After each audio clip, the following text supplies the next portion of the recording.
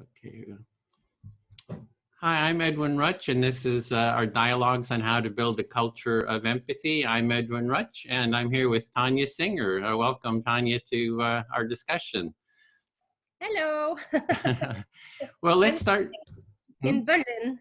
You're in Berlin? Yeah. Oh, great. Well, I'm in the San Francisco Bay Area near Berkeley.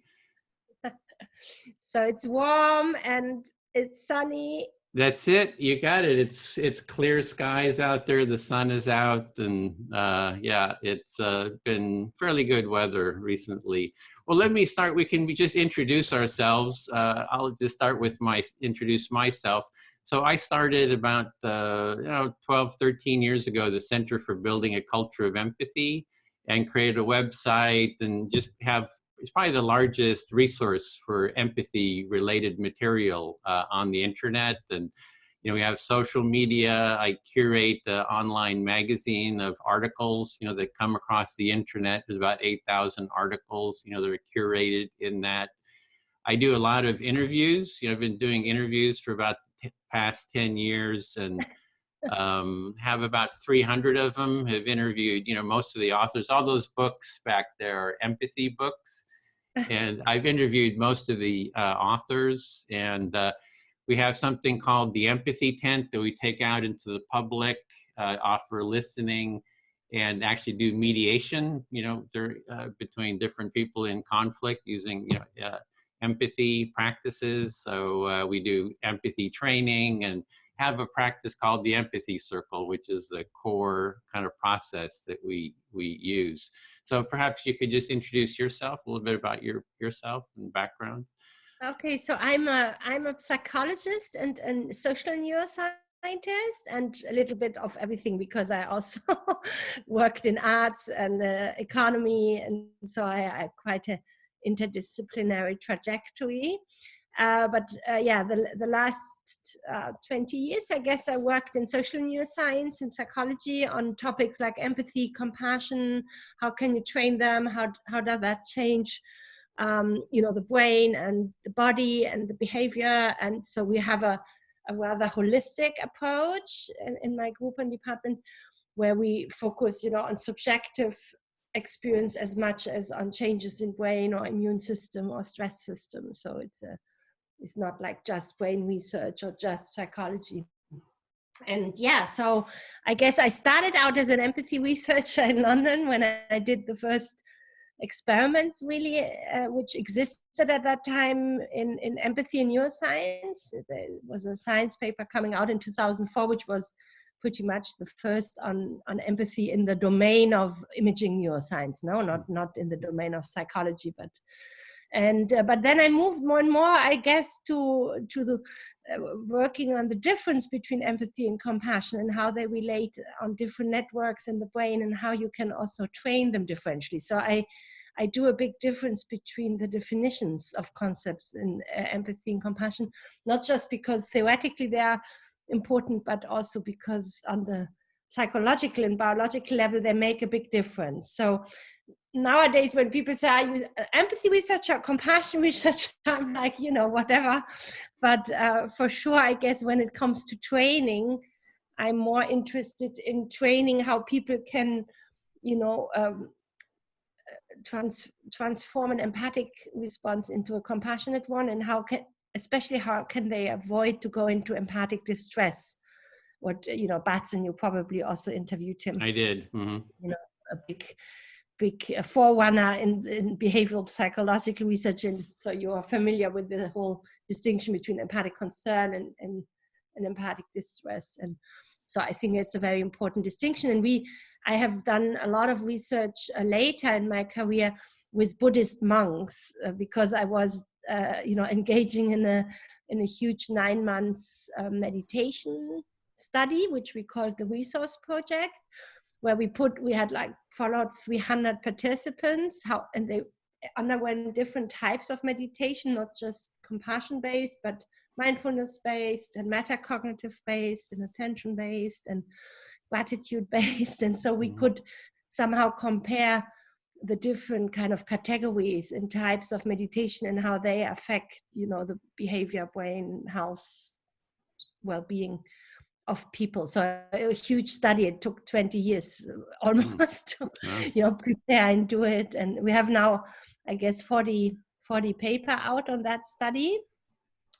So it's not easy to summarize it quickly, but it's a very big one. Yeah. And in the context of this resource project, we also implemented this format, which I think you are mostly interested in the kind of contemplative diets. But they were only a little part of the big study. So we didn't do only research on the effect of these diets, but the diets were always combined with classic meditation.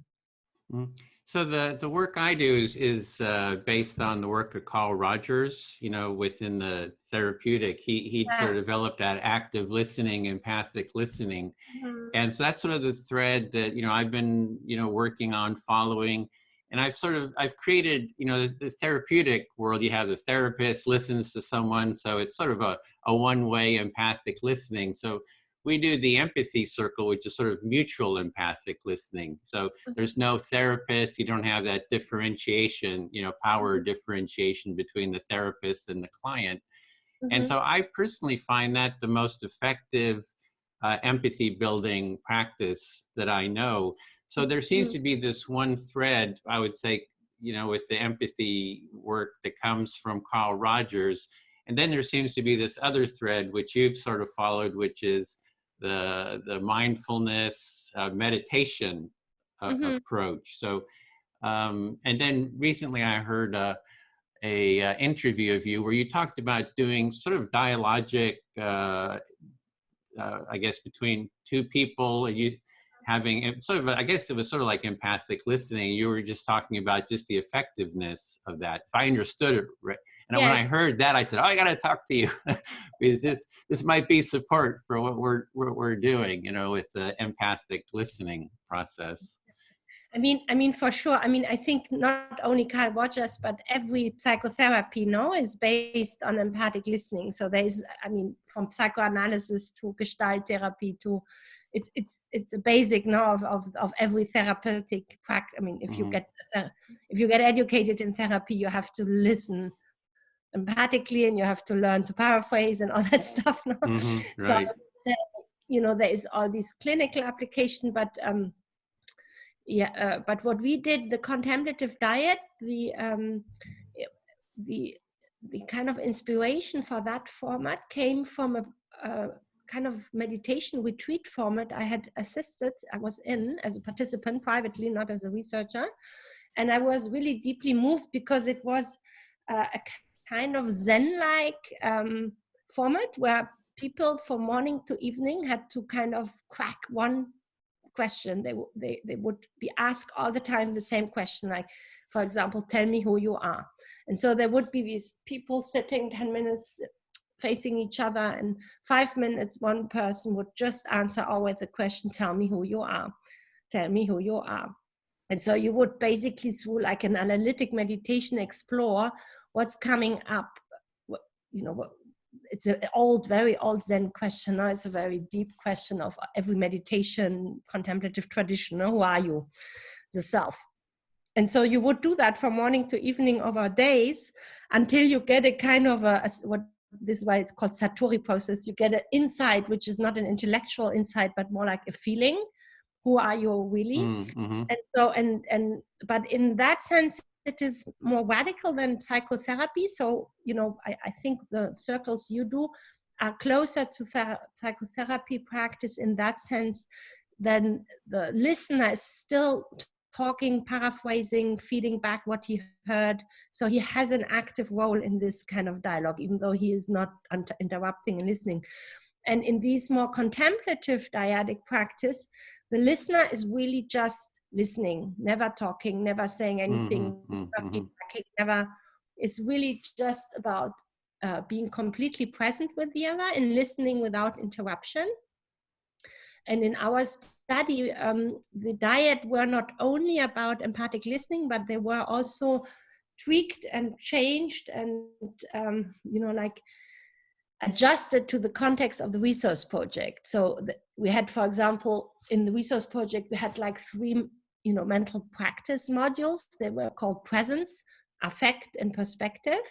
And there were 3 months modules, and all the participants started with a 3-day retreat, and then they went into, every day 2-hour practice with the teachers every week, and then every day through an app or telephone app, they had either, single meditation practice for 20 minutes, like breathing meditation or mindfulness meditation or body scan or, loving kindness meditation, like classical meditation alone, or they had 10 minutes of these diets with another partner. And depending on which module they were in, they were practicing different, let's say, muscles, different processes. So when they were in the presence module, they didn't do any interactive diet. They just did classical mindfulness, attention-based practices, like body scan or breathing or attention, like to sounds, and just bringing the mind back into the presence. But when they underwent the 3 months affective compassion-based module, this was all about socio-emotional learning. So what they learned there was really like the heart, opening the heart, to gratitude, compassion, loving kindness, accepting difficult emotion, coping with difficult emotion, and by kind of accepting them. And within this context of this module, they learned a lot of different practices, but one was what we call the affect diet. And in the affect diet, they had to answer, like in the Satori process, a specific question. No, it was not just you talk whatever you want to talk about, but you had, in each diet had a specific question you would, explore every day when you did the diet 10 minutes. So in the affect diet, for example, the first question was, tell me a situation where you have been stressed and super, had felt a negative emotion and how it felt in your body. So why the question, it was because we really wanted to train interoceptive body awareness, like to become better in feeling what's actually going on in your body. So I think that's also different than the empathy circle you have, from what I understood, is because they were like, this practice was like a contemplative practice to build certain skills. The listener obviously built empathic listening because they were, they were always empathic listening, and then they changed the whole. But the speaker who was answering certain questions was training other skills. So, interoceptive body awareness, gratitude, dealing with difficult emotion. Then we had another very complex diet, which we called perspective diet.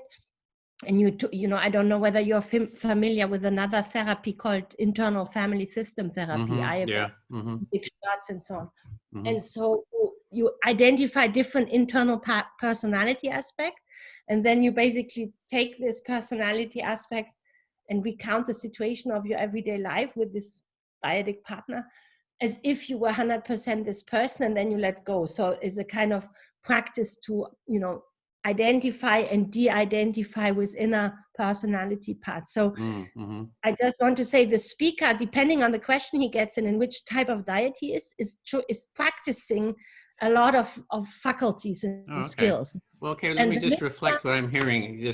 So you're having the speaker, but the speakers doing different practices. They're trying to sense into their body, what their felt experience is. They might be doing some kind of role playing. So there's a lot of different exercises. They might be asking, who am I? So you're kind of breaking it down to a series of different sort of practices.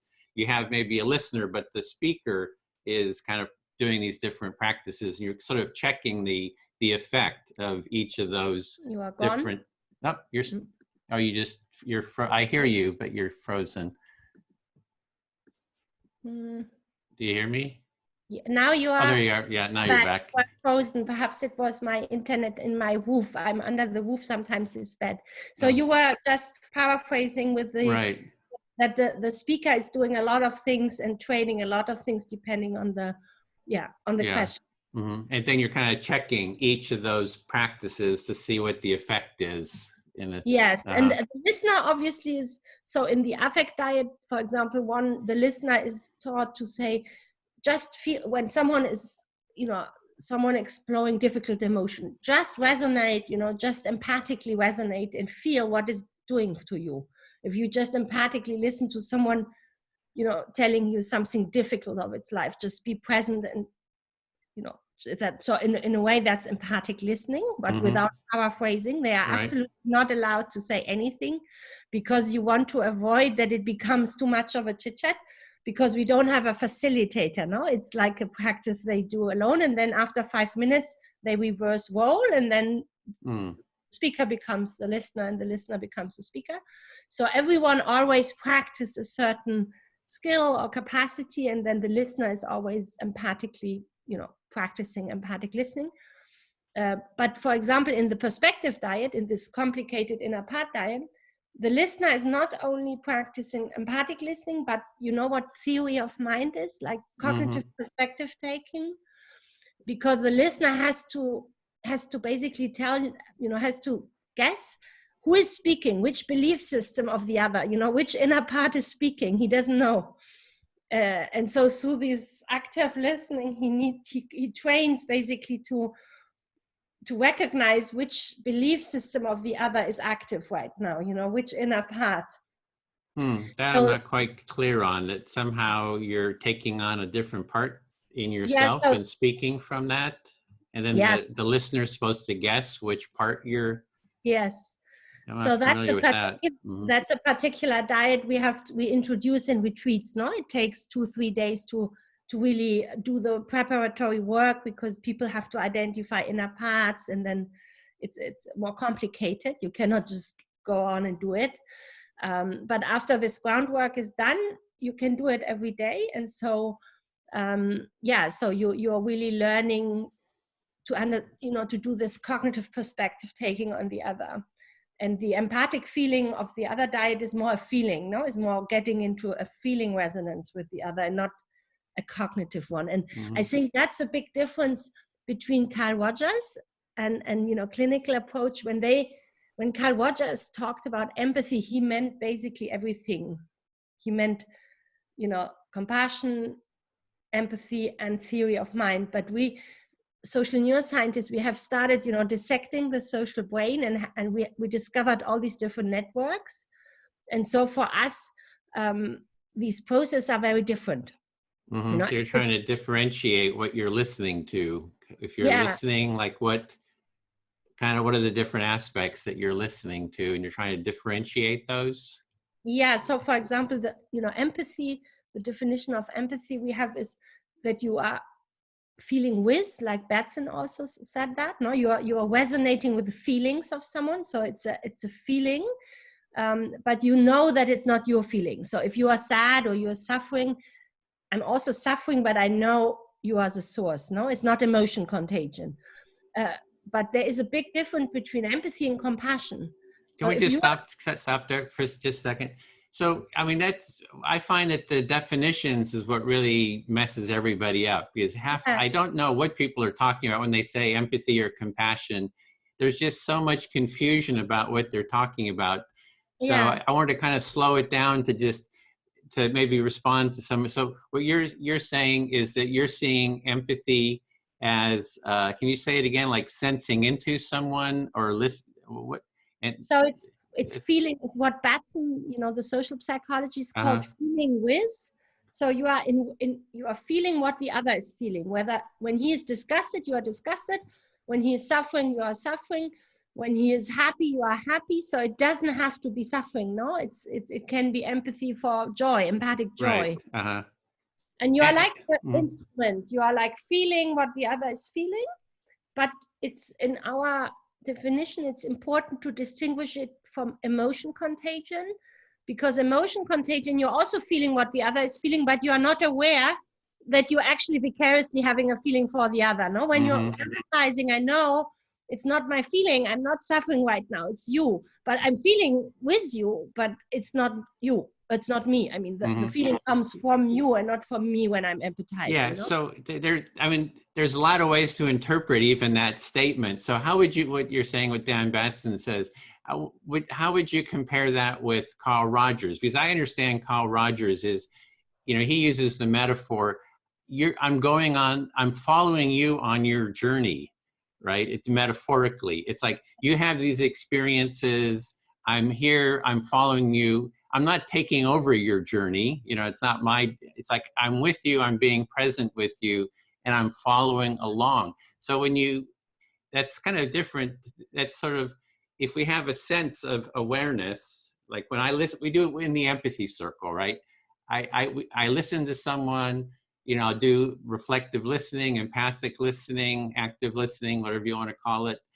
And I'm following along with them and I'm checking if I'm still on the journey with them, right? Yeah. It's not like saying, oh, that's, it's now my journey, it's my emotion. I'm staying, so there's sort of a sense of awareness of the space, and I sense myself, I have my empathic awareness of self, and then I'm sort of present with that other person, listening to them. So that's So sort of that could be also in line with our definition of empathy. No, you are like, you have self-other distinction. You're not merging with the other. You still knowing, but you're still feeling with the other. You are with them. But Carl Rogers, because he was a clinician, he when he talked about empathy, he basically meant all the processes: empathy, compassion, and perspective taking. So just to finish the definition, like empathy is the resonance. Compassion is when you start feeling a concern. So, radically speaking, you feel for someone, but not necessarily with. Let's say you are suffering. I don't have to suffer myself if I'm in compassion. I just feel this warmth and this motivation. I want to help you. I want your benefit. I want, I have a strong motivation, altruistic motivation. That's a definition of compassion. And this concern, this warmth, it's more like a feeling of care and love, no? So we did a lot of imaging studies and really could show that the circuitry underlying empathy when someone is suffering and compassion couldn't be more different, no? There are two very different brain circuitry. One is rooted more like when I'm confronted, when I'm empathizing with the suffering of someone else, I have this pain network activated, like negative affect, and as if I would activate my own pain circuit. But if I'm in compassion, I have more these brain networks activated which are affiliative and which have positive affect and positive emotion and concern and warmth. And then there is a third network in the brain also helping to better understand another person. No, they are all there to help better understand the other person. It's called theory of mind or mentalizing or cognitive perspective taking, same terms, no? Some people say mentalizing, some people cognitive perspective taking, some even call it cognitive empathy. So it doesn't matter the term, but it's a cognitive root. So this is a third network, and it really allows you to understand that another person can have other beliefs, abstract beliefs. So it's not feeling with or feeling something, is really more like a cognitive, putting yourself in the shoes of the beliefs of the other. And I guess a good therapist needs to do all the three of them, no? A good therapist is first feeling with, so that it's connecting. And then if a therapist wouldn't have the warmth and the compassion, it would be cold, no? This is the motivation also to want to help and to want really the benefit of the patient. And then the perspective, the theory of mind is super important, because if the patient is totally different and has strange beliefs, strange beliefs in terms of not the same belief than the therapist, no? The therapist needs to basically do this jump and understand that the other one is perhaps believing something which for the therapist might not be, easy to grasp. So especially in a cross-cultural context. So in a way, we social neuroscientists, we dissect all this, but, clinical psychologists like Carl Rogers, they were practitioner, no? They knew what does a good therapist need to know. And so he mixed, at that time, the research wasn't so elaborated yet, no? There was no social neuroscience, there was no looking into brain and networks and hormones and different, so... So you're saying that he was seeing it sort of as one space, one experience, and you're trying to differentiate the different components. Exactly. And you're seeing kind of three main components there. Exactly. And they are all useful, no? They are not good or bad. They are all useful. But what we did in the resource project is to try to invent practices or to test practices which are tap into the different aspects, no? So in this compassion-based module, we had, the diet was all about empathic listening, compassion, loving kindness, activating compassion and empathy networks. And the other diet, the perspective taking inner path diet, was all about activating this more cognitive theory of mind mentalizing network.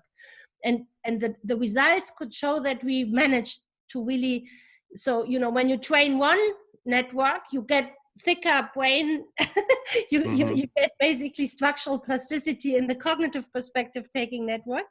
And if you train more compassion-based and empathy practices, you get thicker networks in limbic and emotional networks in the brain. So it's not just a philosophical distinction. You can really show that they exist as networks in the brain and that you can train them with different practices differentially. So you're trying to differentiate the different practices and different aspects of this, and then also relate that to physiological stuff that's going on in the brain with different brain functions. Exactly. Yeah. Exactly. And show also plasticity, so that if you do 3 months of only 10 minutes of these diets, you will have a change in the more empathic, compassionate brain networks. If you do a more cognitive perspective taking diet every day, 3 months with other partners, you will have changes in another brain network, which is more mentalizing. So it's really like these modules we train are really showing also different results. Subjectively also, it feels different to the people. Yeah, so you got the subjective and the objective that you're kind of differentiating, getting the qualitative aspects of what people's experiences are. But to come back to your question, a good therapist would need all of them. But a lot of people who have participated in this program, in the project, in the resource project, they were also, nurses and therapists and coaches, among many other professions.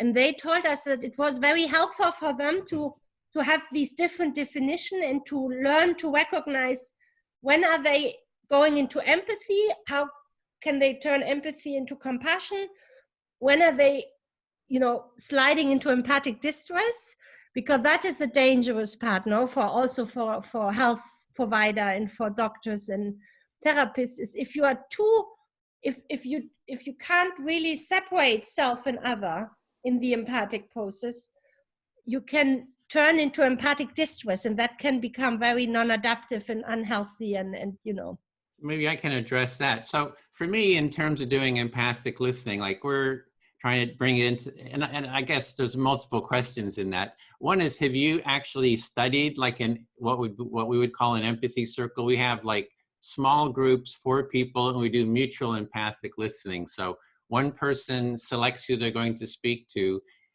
They speak to that person. That person reflects back their understanding to where the speaker feels heard to their satisfaction. That's sort of the goal.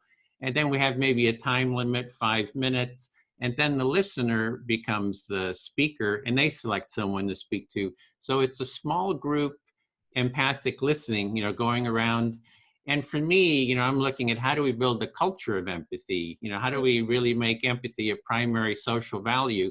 So in that circle, we're sort of modeling a mini culture of empathy. And it has huge effects. Like this is, the empathy is not only in the therapeutic realm, but, I do mediation, conflict mediation. If you bring people together using this empathic listening process, they slowly start hearing each other. They, the conflict, if it's a knot, you can just see slowly the pieces of the conflict, unravel, and people start finding a sense of connection and mutual understanding with each other. So that's sort of the framework. It's not only therapeutic or, relational, it's also the mediation. And so have you studied kind of that aspect? No, we studied the contemplative diet, which is a 2-person practice, but not a group practice, not like the empathy circle, like where you have, but we studied what we ask is before and after people did a diet. Now you had like 300 people doing a certain diet every day, 10 minutes, and every week they changed partner. So every week they had a new partner. And then we asked them on an app before and after the 10 minutes diets, how close do you feel to the other? How close, with kind of like two wings. Mm-hmm. And so we could measure, in a parametric kind of way, how over the weeks of practicing these diets, these kind of empathic listening diets, how social closeness and connectedness changed. And it really increased every week more and more, like linearly went up for the 18 weeks of a module. So people really, these diets really not only, and interestingly, people felt not only closer just after the diet, when we hang up and then I ask, how close do you feel now to, Mm-hmm. To the other just after the diet in comparison to before. That everyone felt more close, no? Nobody said, I feel really horribly disconnected to this person. So Mm-hmm. there Right. was like 300 people always feeling more close than before. So everybody feels closer then when they kind of do this practice. What was interesting, it's not just after the practice, but it was, even if I asked a person before, when he changed partner the next week, no? And I asked this person, how close do you feel to this other partner? He doesn't know yet, no? Because he just changed the partner. He doesn't know yet. Mm-hmm. He has not done a diet. Mm-hmm. And if I ask this person, how close do you feel? They feel more and more close to people they even don't know, even Mm-hmm. before they Mm-hmm. said. That was, I think, a better result, because of course it's nice that after a diet you feel closer, but what happened is that they felt more and more connected even before a diet, even to people they have not known, they have not engaged in diets yet. So it's sort of like having done the process, they know they're going to do the process again. They already bring forward their positive experience to the next person. Exactly. It's like trust building or something, like a social connectedness, which spread.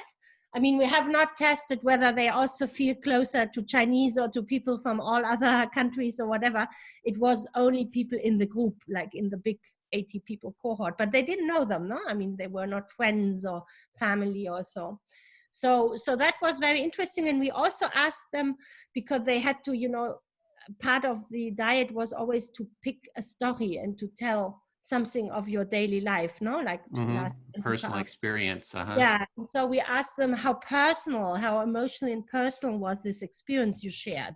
And that also went up from week to week to week. So it really showed that they were more and more willing to go deeper and deeper in personal stories and personal experiences they would perhaps not share the first time.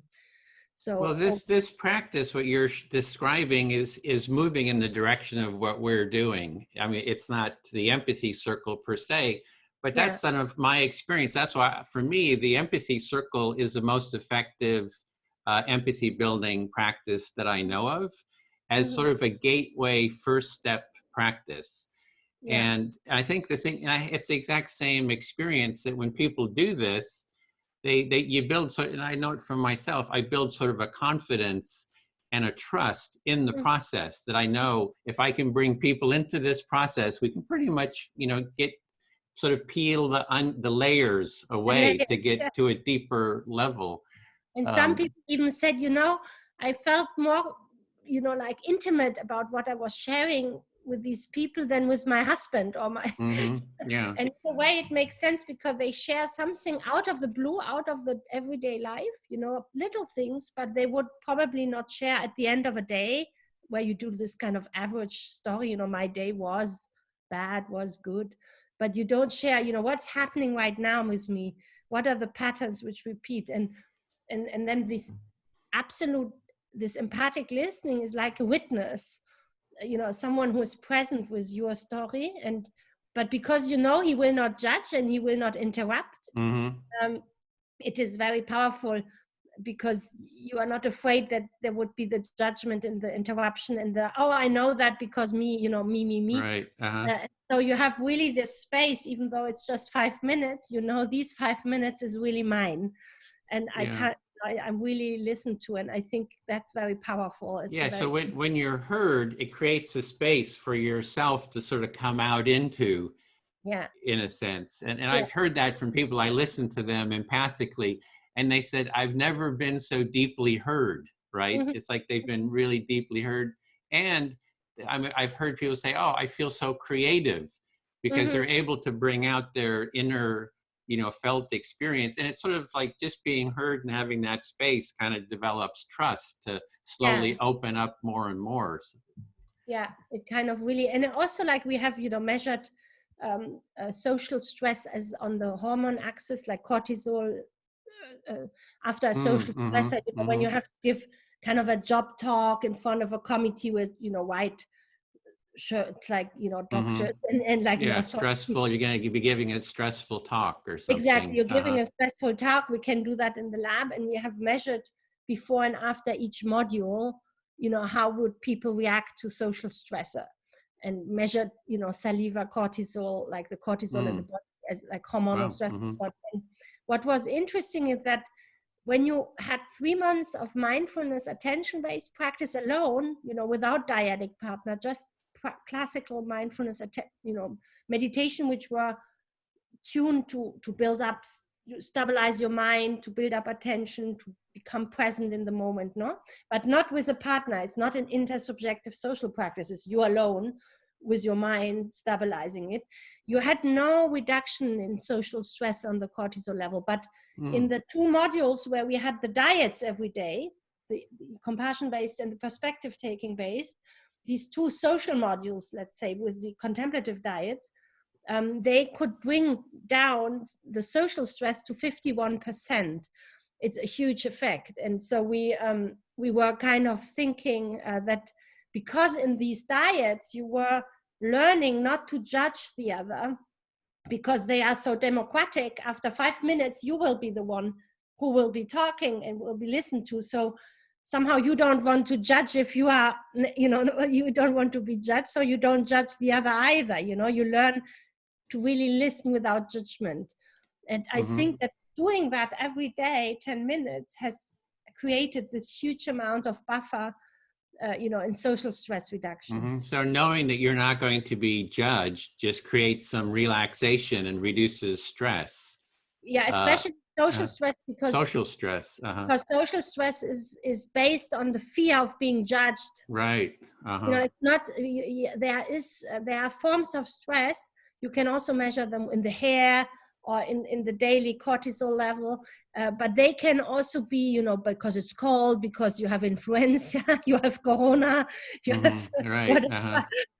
So, so that is, there is all kind of reasons for stress, but the stress we are mostly suffering in the Western society is social stress. It's like we are not good enough, we will be judged, another person will think we are not thin enough, not tall enough, right, wealthy enough, beautiful enough, whatever, all the different things that we judge, race, gender, exactly.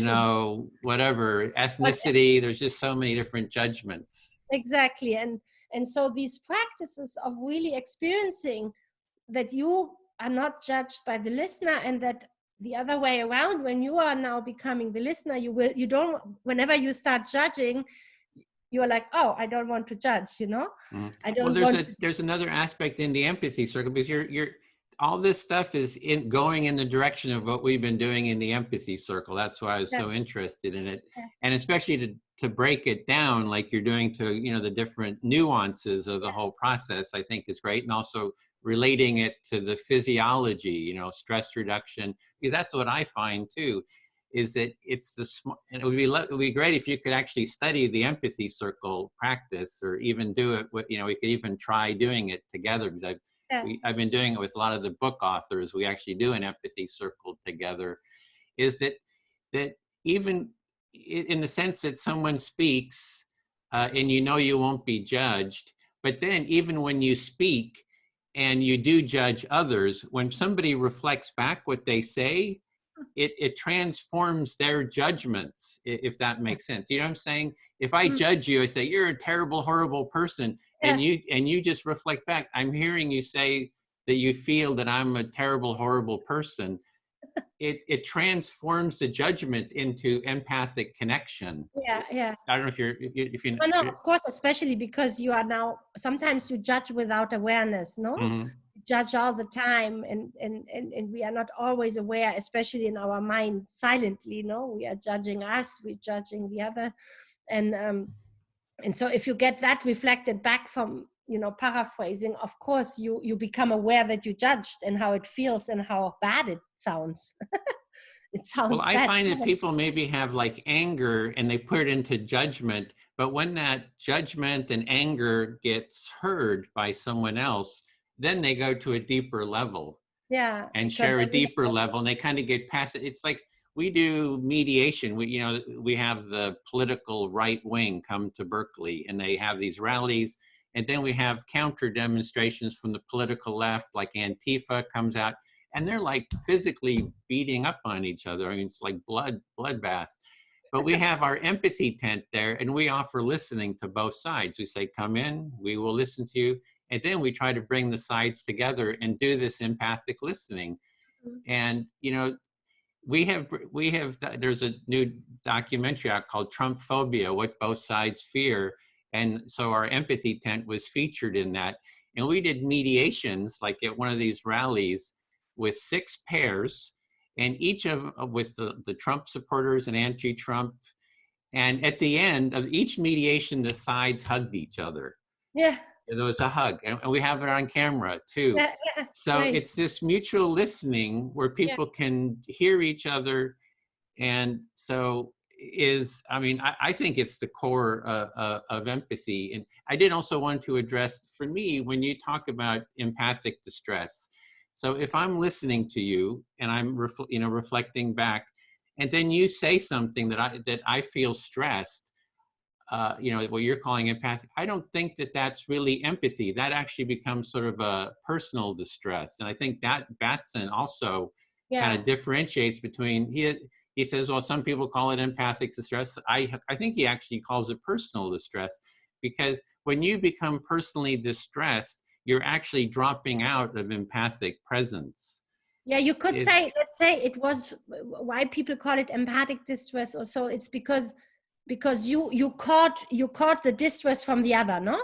Yeah, so it wasn't originating in you first, but it was because the other one was suffering or traumatized or crying. But then, of course, once it's in you and then it becomes your own thing, you could say it becomes personal distress. No, it moves from empathy to empathic distress to personal distress, and at the end, it's in you, and you are occupied with getting rid of your own distress. Yeah, and but so that's a whole different thing. This is an important piece, because I've been working on the empathy for quite some time, and it's amazing some of your work on this very point, I think it is quoted by so many in the compassion community as a criticism of empathy.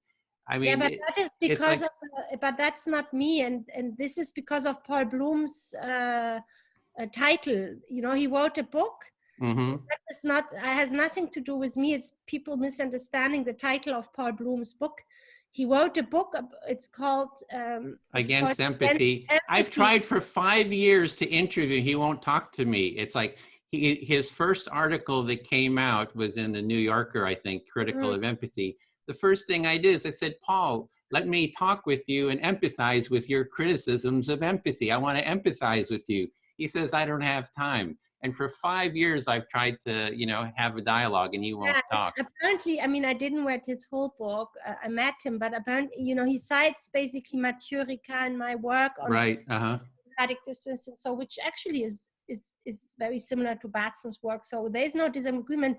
We have never said empathy is bad. We just pointed out that empathy and compassion are 2 different networks, and that empathy can move, like empathy how we define it, no, not like the umbrella term, but the shared affect definition, can move into empathic distress if you become self-involved, like it gets attached too much to your own trauma, your distress.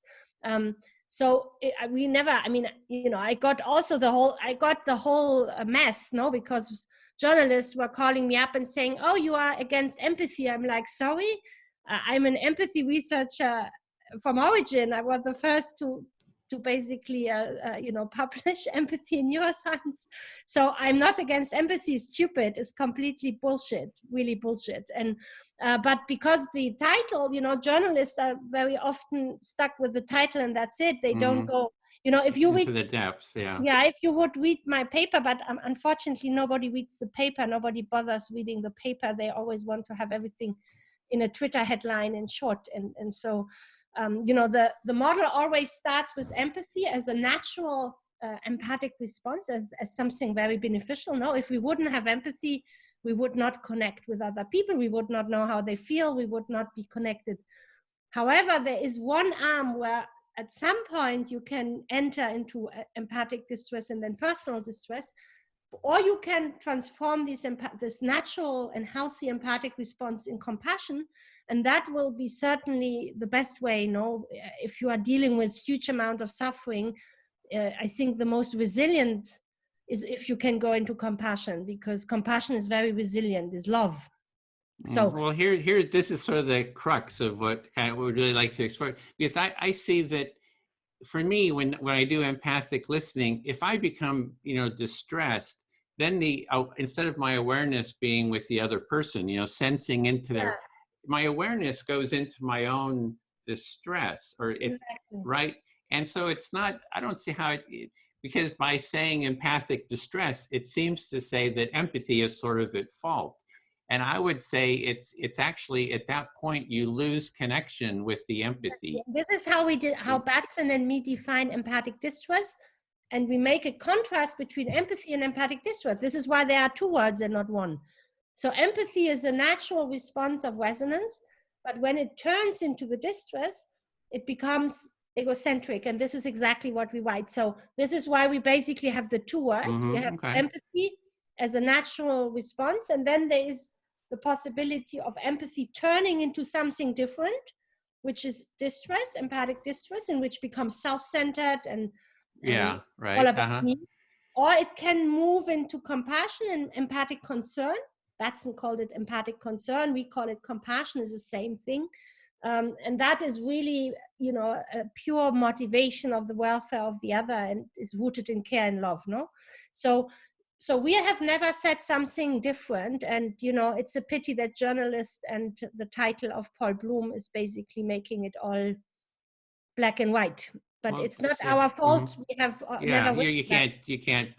If somebody else is misusing your studies and being critical or whatever, that's that. So they're just not reading it. So it's the problem of people not reading the literature. But so for the empathic listening, you know, so I'm listening to someone and I'm starting to get distressed, right? Yeah. And if I stay present with you, I mean, some people will not get distressed. Yes. Right? For me, a person who is very well grounded in empathy will not get distressed, because they actually will stay present with the other person. They're distressed. They're listening to the distress. They're hearing the distress. They're being present with the distress. Yeah, I think it's all about, you know, when you talk of empathy like Carl Roger people talk about empathy. Right. Mean everything what we talked before. You don't do a differentiation between in which system are you, you know? So for example, if there's someone, an empathic response would be, you could measure it in your system as something negative. If there's suffering and you have an empathic response, like we define it, no, I don't say that there is one definition, but like social psychologists and neuroscientists define it, at least, there is a resonance. So you feel slightly negative. I mean, it doesn't have to be distress and all about you, but someone is suffering, you feel this kind of negative affect also on your body, but it doesn't have to be distress yet, no? Yeah, you don't get overwhelmed by it or something like that. You're saying, I hear that you're feeling distressed. You're feeling not only hearing, in pain. It's, if you would measure your body, the body would be in resonance. If you would measure the brain, your pain center would be activated. So it's Okay, not, right. So if you're hearing someone else's stress, you're sort of sensing their stress in your body viscerally. You viscerally feel exactly. their And stress. also in your brain. So you Hmm. can record in the brain the Hmm. empathic pain response in your brain. And so then, let's say if I would have a scanner and I would scan, a therapist, or I would scan people in your empathy circle, Hmm. from the responses I would see in the brain, I would probably know, at least I would know, are they now in empathy and they are, in the first stage, let's say, where they just resonate with the pain and the pain matrix goes on and they have a slight negative feeling in the visceral autonomic nervous system reacting a little bit. But it's just subtle. No, it's not that I'm starting crying or that I'm in personal distress, but I am in resonance in my body and my brain too. So I'm in empathy. And then the second response, especially for trained people, is to go into compassion. So that means becoming very present, becoming like a caring mother, like warm, like wanting the other really to feel good, wanting the distress from the other to leave. It's a real, is a warmth, is a concern, is a different affective tone. And if I had a scanner, I would see when empathy moves into compassion. I would see it because another network would light up. And I could even ask you because you would tell me another affective tone. So Hmm. we also ask people and they can subjectively experience the change of empathy to compassion. So, and then Hmm. if you would now have to understand a very difficult thing, let's say there's a, like in political discourse, mediation, like, Trump voter have this funny, this kind of belief system and the others have the other belief system and they're like, in the We moment do that. Yeah, we do that. exactly. And you do that, no? So in the moment where you want to really understand what the Trump voter is voting, even though you are from the left, you really have to do what I call theory of mind. You have to do this other thing. It's not enough anymore to go into this affective resonance or compassion. You really have to understand the belief system and how these beliefs are creating reality. And so if I'd had a scanner, I would probably see, when you do this mediation, I would probably see the three different networks: empathy, compassion, perspective taking, lighting up at different moment in times. Or simultaneously, everything can be lighting up. The whole brain can be lighting up because all this stuff is sort of interrelated too, Yeah, right? It's like, exactly. And we see this also, mhm. sometimes it is interacting. Sometimes the only thing what is certainly true is if you end up because you have been traumatized or the topic is too close to your own trauma or to your own life history, if you end up in personal distress or empathic distress, people call it different, but then you have a problem, because then you are not, like you said, you are all about yourself and getting out of this miserable state and Well, protecting yourself. there is another aspect though, is when you stay present with someone who is in distress, that presence, that empathic listening actually reduces their stress. Yes. So it's just like you're talking about, they're not going to be judged. They're able to feel connection. So the empathic presence is a very healing. I think the empathic presence is one of the most beneficial, most powerful, uh, positive aspects Yes. of empathy, is because if I hear you, you're feeling distressed, and you feel like you're not being judged, your stress level goes way down, your pain level goes down, as well as So if that you're is what happy. It's not. And then if you're going to use the words empathic distress, you should use empathic joy, empathic we creativity, use it. because there's a whole spectrum. You're feeling the full spectrum of Yeah, this is why somebody's experience. So yeah, this is why we use empathic concern, compassion, empathic joy. We use these terms. But it's important in the moment where you really become present and loving with the other. You have this positive attitude toward the other while listening. You are in this kind of compassion, empathic concern system. You are in another system. I think, again, I can just say, because we are looking into the brains and into the physical process, we are making much more differentiation between subtle states. And you just call it all empathy, which is okay. No, you call it all empathy space. And we would probably call it, there is a first sharing empathic response, and then it turns into the compassionate concern, and then and then there is a moment of theory of mind perspective taking, and then it falls back into stronger, warmth and compassion. So we would, what you call the whole empathic listening circle, we would break it down in different states of, because we know that they are relying on different, not only brain networks, but also physiological fingerprints and subjective qualia, like subjective feelings. So, and so I think, it's no disagreement, it's just a more, nuanced. You're trying to be more nuanced and subtle. I mean, differentiating different kind of aspects of it. And why it is important is when you do patient study, psychopathology, when you are not, just dealing with a healthy population, you find dissociation. You find, for example, many autistic people have a deficit in theory of mind, but no empathy deficit.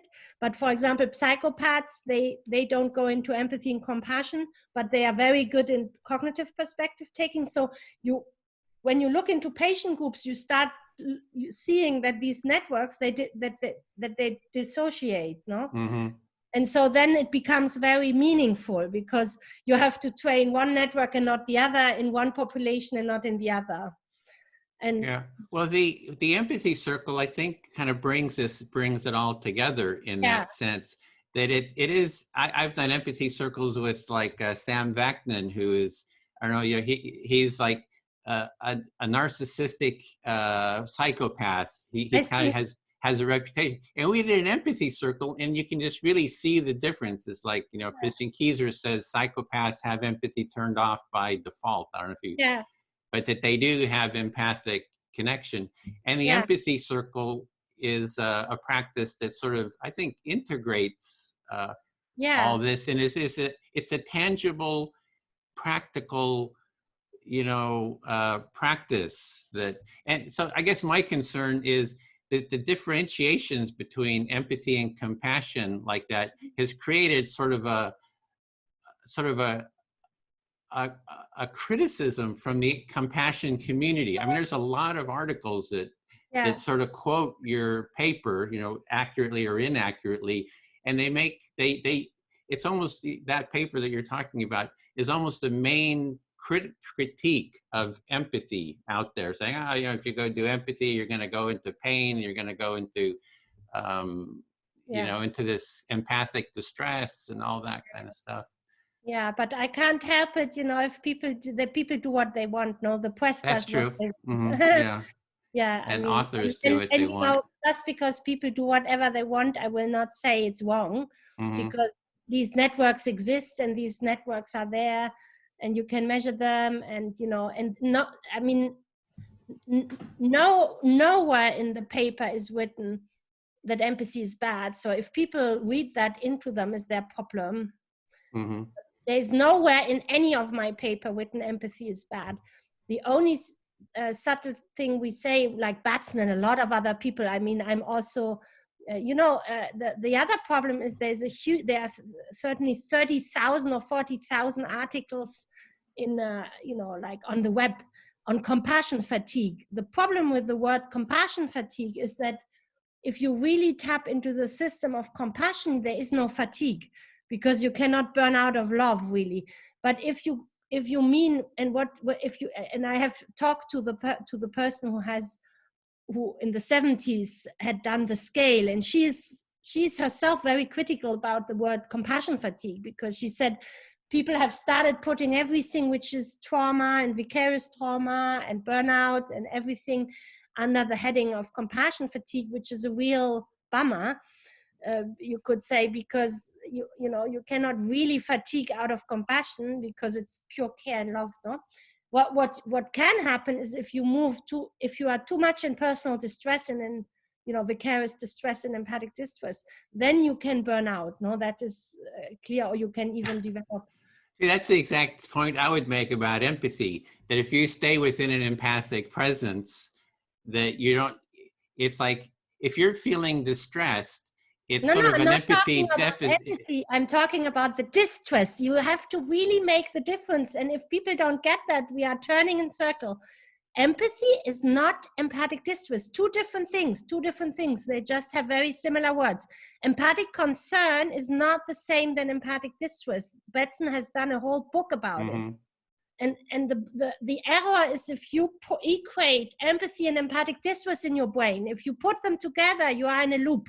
Yeah. Well, that's what happens in society. People put that because of the vocabulary, because of the naming convention. The same happens with compassion fatigue, which is also a problem. If we separated, if it was just fatigue instead of compassion fatigue or empathic fatigue, we'd be kind of disconnecting that, and I think it would add to a lot of clarity.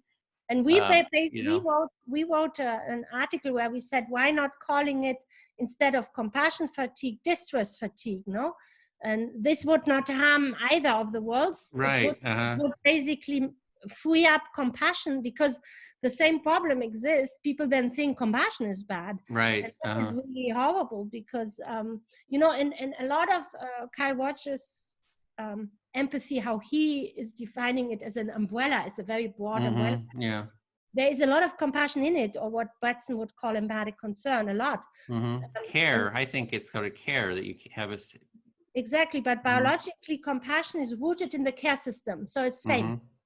It's the same. So I think there is a lot of confusion about terms, but if people would really read, you know, the important thing is, if you look at the system and evolutionary basis, it all makes very much sense, no?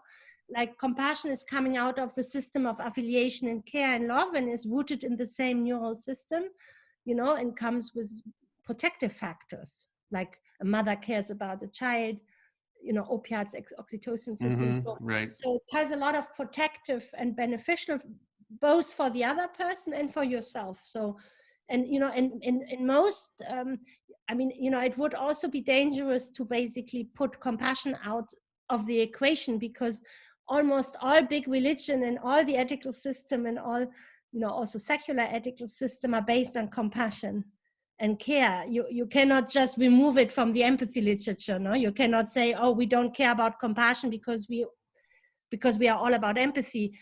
It needs to somehow be reunified together. I think that's is how to bring that together, because that's kind of how I see it, is that they're sort of very interrelated, empathy and care.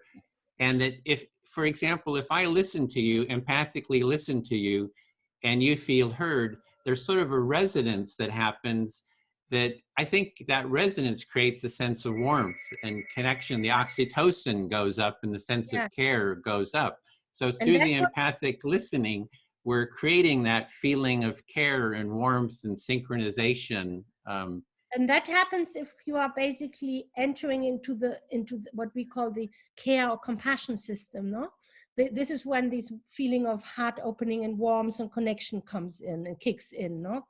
When you have the first resonating, like empathic resonance in the narrow definition as we use it, no, as a resonance, then it's not necessarily warm yet. You can feel the pain of the other, but you might still feel mostly the pain, you know. You might not yet feel, you know, an opening, a warmth, a relaxation. And that's when this kind of care, affiliative compassion system clicks in. And so, you know, with the model Olga and me actually derived, you know, which is always wrongly cited, as you point out, which is ridiculous, because we basically offered the model how empathy and compassion can be reunified hands in hand. Yeah. In a normal, and how distress can be put apart and be seen as something you should avoid, no, to enter into distress. And so it's all there. And if, you know, and I'm sorry that people misunderstand, but, you know, sometimes people need to polarize and to make camps. And I don't know why, you know, why Bloom chose such a title. I mean, it's a very polarizing title, no, against empathy. So, well, I think that the way to address it is to come into conversation. So I think it's having these empathic conversations where we listen. Empathy, we listen. This is my superhero outfit. Yeah, I had conversation with Paul Bloom when I visited and gave a talk in Yale, and he told me that he actually just cited our work, you know, and in a way, I think the title, he said the editor chose the title last minute, and, so, and then the press, and, there are, a lot of people, they, the whole business community doesn't really like neither empathy nor compassion, the whole thing. I mean, they don't like if it's getting too emotional and too soft and too warm.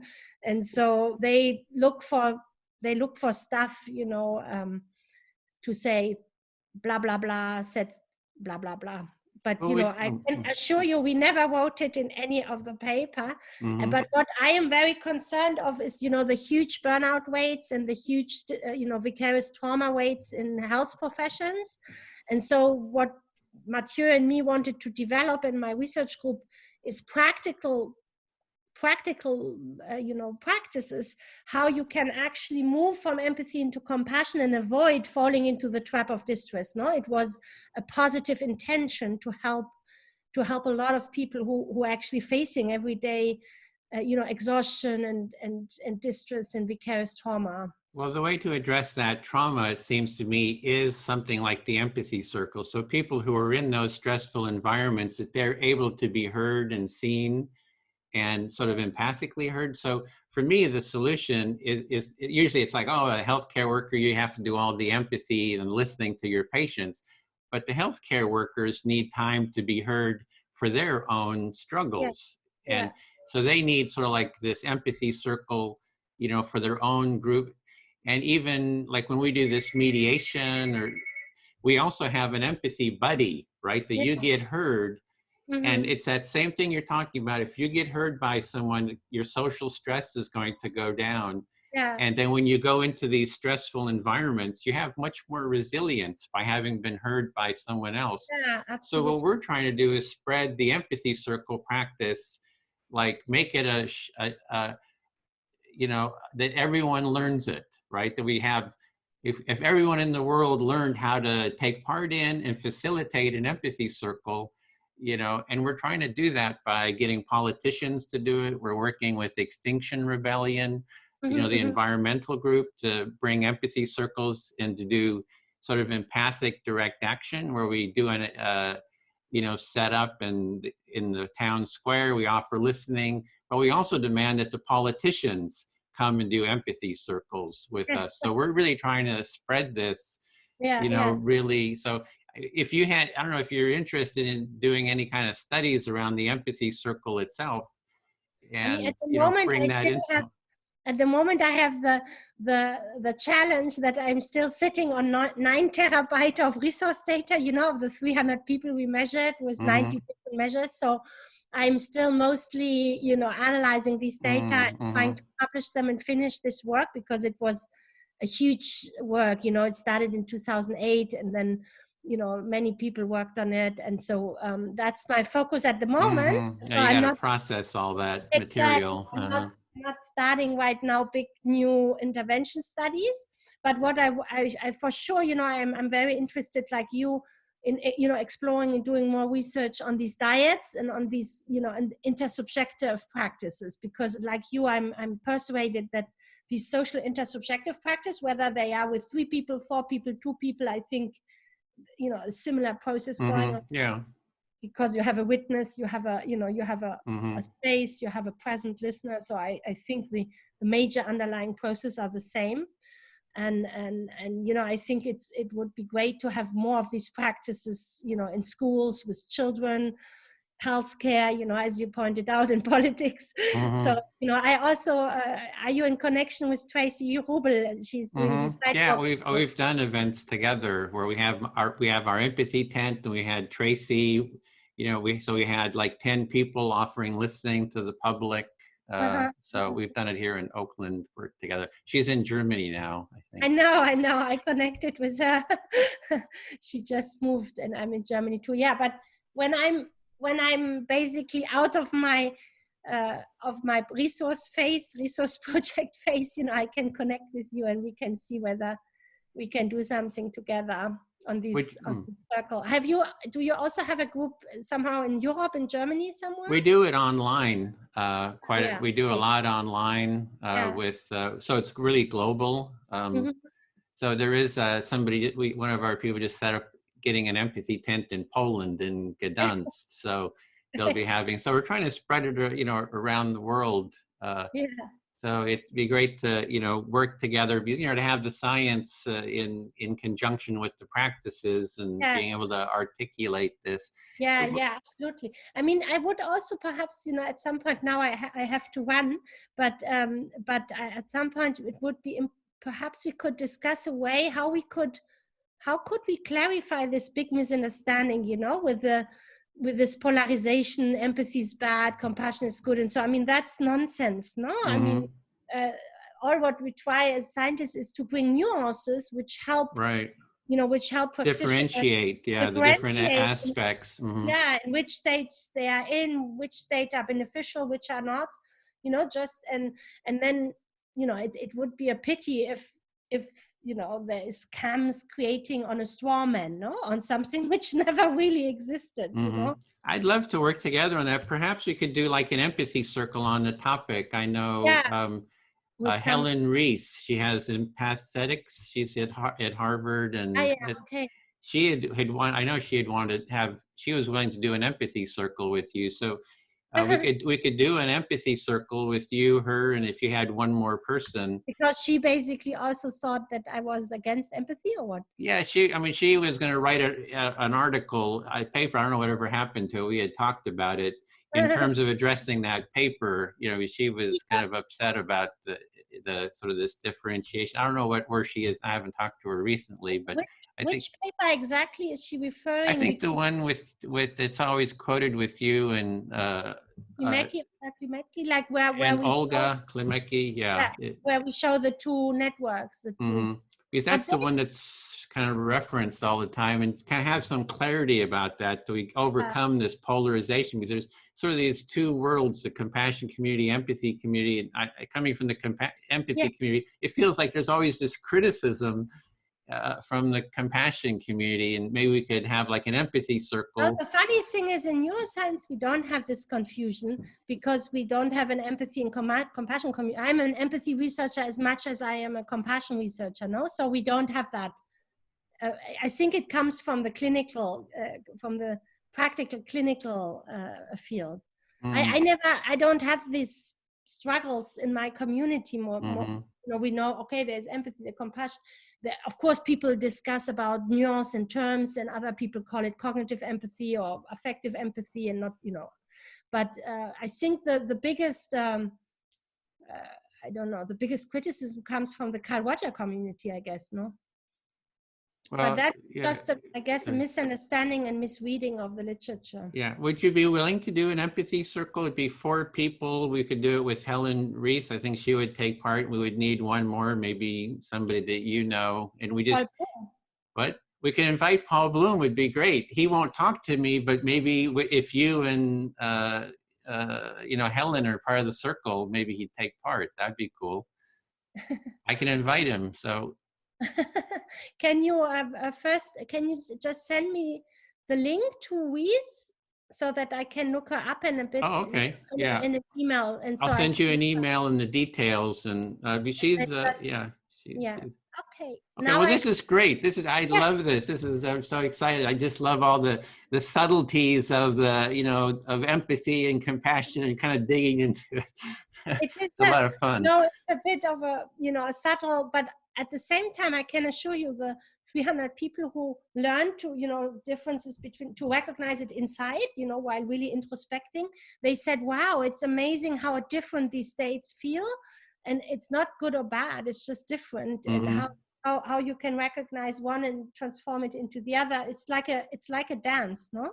And I think for every person who dealing with a lot of suffering in their jobs, like healthcare providers and also refugee helpers. So, I think it's very useful to know about the difference, especially introspectively, not just the neuroscience behind, but the felt experience of it. So you can associate some kind of practices with the bodily felt experience of what you're going through.